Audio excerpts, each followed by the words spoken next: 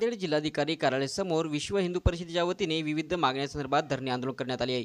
नांदेड जिल्ह्यात व शहरात सुरू असलेल्या गोहत्या आणि कत्तलीसाठी गोवंशाच्या तस्करीच्या विरोधात तसेच जिल्ह्यासह शहरातील गोहत्या बंद करावी, गोरक्षक कार्यकर्त्यांवर दाखल केलेले खोटे गुन्हे मागे घ्यावे अशा विविध मागण्यांसंदर्भात जिल्हाधिकारी कार्यालयासमोर धरणे आंदोलन करण्यात आले। तसेच मागण्या मान्य नाही झाल्यास दिनांक 15 फेब्रुवारी रोजी जिल्हाधिकारी कार्यालयासमोर साखळी उपोषण करणार असल्याचा इशारा जिल्हाधिकारी यांना निवेदनाद्वारे दिला आहे।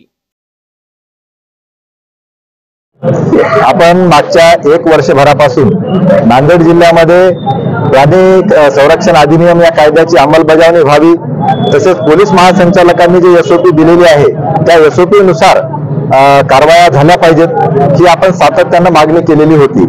परंतु दुर्दैवाने त्याच्यामध्ये पाहिजे त्या पद्धतीनं अंमलबजावणी प्रशासनाकडून झालेली नव्हती। या विरुद्ध कसायांच्या विरुद्ध ठोस कारवाई करण्याच्या ऐवजी प्रशासनाच्या माध्यमातून आपल्या गोरक्षक कार्यकर्त्यांचं खच्चीकरण करण्याच्या उद्देशानं नोटिसा बजावणे, तडीपारीचा प्रस्ताव दाखल करणे हे असे प्रकार झालेले आहेत। आपली मेन मागणी काय? आपली मेन मागणी हेच आहे की जे खोटा तक्रारी गुन्हे दाखल झालेले आहेत ते गुन्हे मागे घेतले पाहिजे। जे अवैध कत्तलखाने नांदेड जिल्ह्यामध्ये चालू आहेत ते उद्ध्वस्त केले पाहिजे प्रशासनाने।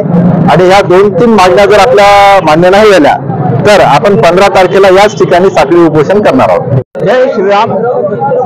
2014 मध्ये जो गोहत्या बंदीचा कायदा लागू झाला आहे त्याची प्रभावीपणे अंमलबजावणी झाली पाहिजे आणि ज्या रक्षकावर चुकीचे आणि खोटे गुन्हे होत आहेत ते ताबडतोब बंद झाले पाहिजे। आणि आमचे सगळे गोरक्षक सगळ्यांना त्यांना मदत करायला तयार आहेत, त्यामुळे प्रशासनानं आपलं काम चोख व्हावं हीच आमची इच्छा आहे। आम्हाला कुठलाही संघर्ष नको।